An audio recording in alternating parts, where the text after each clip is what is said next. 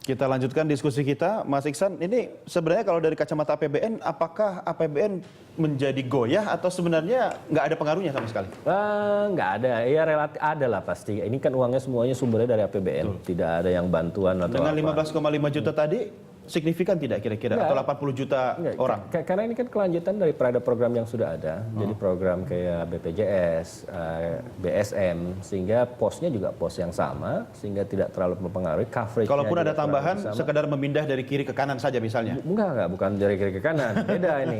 Jadi Gimana makanya nih? kan itu ada pembiayaan yang disebutkan oleh Menko PMK, Ibu Puan Maharani itu yang mengatakan ada 6,2 triliun. Nah, saya berasumsi bahwa 6,2 triliun itu merupakan biaya untuk perluasan-perluasan tadi. Oke. Gitu. Plus mungkin biaya untuk cetak kartunya lah. Tapi intinya Kan nggak seberapa cetak nggak kartu. seberapa lah. Nah, nggak maksudnya 6,2 triliun dibandingkan dengan misalnya APBN kita yang hampir 2.000 triliun. Jadi ini bukan tambahan yang luar biasa dan memang posnya itu sebagian besar sudah dicadangkan atau sudah ada pada APBNP 2014. Kecuali kalau kita kemudian berpikir mau menaikkan harga BBM, nah ini ceritanya lain. Iya. Dan saya yakin walaupun mungkin di koran itu tadi Investor headline Daily hari ini Investor kata Pak Daily. JK, katanya ini mengutip Pak JK. Mas Arief ditanyain nggak mau kasih tahu. Nah gini, logikanya gini, itu masuk lagi ke masalah harga BBM ini ya. Kalau saya melihat, itu kan dari keterangan dan memang dari secara rasional saja, pembagian kartu itu baru selesai pertengahan bulan Desember. Ya kan? Baru yang kedua juga ada kondisi ekonomi lah ya, fiskal kita, masalah inflasi segala macam, ada hari raya, sehingga kalau menaikkan harga BBM pas November Desember kok kayaknya gimana gitu, ya kan, akan cuma sehingga ini yang membuat saya berkeyakinan, tapi ini tentu tergantung presiden dan wakil presiden. Kok kayaknya Belum. nggak mungkin tahun ini gitu harga BBM dinaikin. Tapi Pak Jokowi, Pak JK banyak kejutan-kejutan biasanya. Kita lihat. Kejutan apa Mas Arief? Artinya begini, kejutan dalam hal yang positif ya. Kalau masyarakat sering dikagetkan perubahan dunia politik, tentunya ini menyangkut kesejahteraan rakyat, hajat hidup orang banyak. Apakah pemerintah sekarang sudah memikirkan untuk program bantalan jangka pendek dan jangka panjang terkait dengan 3 program kartu tadi, Mas?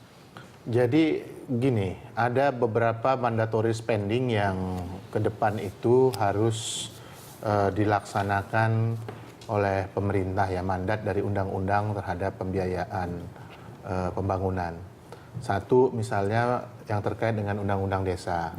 Ya, pada saat ini baru tersedia anggaran kurang lebih sekitar kurang dari 10 triliun ya, 9,7 triliun, dan itu dipergunakan untuk 70.000 desa. Padahal janji daripada undang-undang itu kurang lebih sekitar 70 triliun.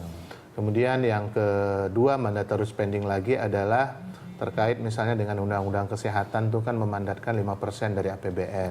Pada saat ini masih kurang sekitar 2%-an. Apalagi kalau kita bicara kesehatan yang sifatnya bukan hanya kuratif tetapi udah preventif dan promotif, maka diperlukan anggaran yang lebih besar. Kemudian yang ketiga, kita punya keinginan untuk memperluas sistem pelayanan transportasi yang bagus dan nyaman, dalam konteks ini infrastruktur, agar daya saing kita makin lama makin bagus. Nah tentu ini semuanya membutuhkan anggaran ya, belum lagi kita bicara bagaimana mempertinggi ataupun memperkuat kualitas daripada pembangunan sumber daya manusia melalui pendidikan. Sekolah mulai dari SD, SMP, SMA sampai perguruan tinggi, sampai dengan research-nya juga harus unggul untuk menciptakan manusia. Mas Arief, artinya mandatory spending ini kan juga butuh anggaran, tapi butuh anggaran. 3 program yang sudah launch ini juga butuh anggaran. Butuh anggaran juga. Prioritasnya seperti apa? Dan kita tahu bahwa pada saat ini kita memiliki ruang fiskal yang sangat terbatas, ya. Nah, ruang fiskal yang sangat terbatas ini dengan kebutuhan anggaran yang sebegitu besar kan memang kemudian harus dicarikan tambahannya dari mana.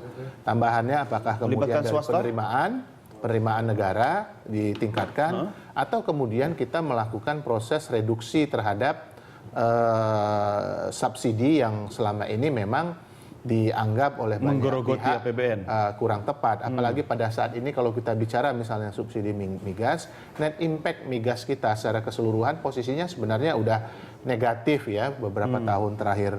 Tapi bukan ini mengurangi targetnya ya, angka sasarannya ya, target yang 15,5 juta tadi tidak dikurangi dong. Tidak, justru sekarang kan pelayanannya itu ditingkatkan diperluas, negara lebih hadir di sana gitu. Maka kemudian otomatis kita berpikir bagaimana kemudian mencari tambahan anggaran agar kemudian pelayanan ini makin baik. Tentu saja proses yang disebut dengan efisiensi tetap dilakukan gitu. Oke, terakhir Mas Ihsan, catatan Anda agar program ini bisa lebih tepat sasaran, belajar dari pengalaman pemerintahan sebelumnya, dan ini juga harusnya merupakan kewajiban pemerintah kepada rakyat. Kan apa yang harus dilakukan oleh pemerintah? Baru launching 1 hari ini.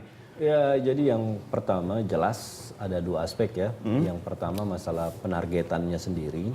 Ini yang kalau dulu itu oleh pemerintah SBY yang sebenarnya diawali dari kenaikan harga BBM 2005-2006 kan yang namanya PSE 05, baru PPLS 08 segala macam. Ada keinginan untuk 3 tahun sekali. 3 untuk tahun mengupdate datanya. Karena data besar nih, mau sensus 86,4 atau hampir 100 juta lah penduduk miskin.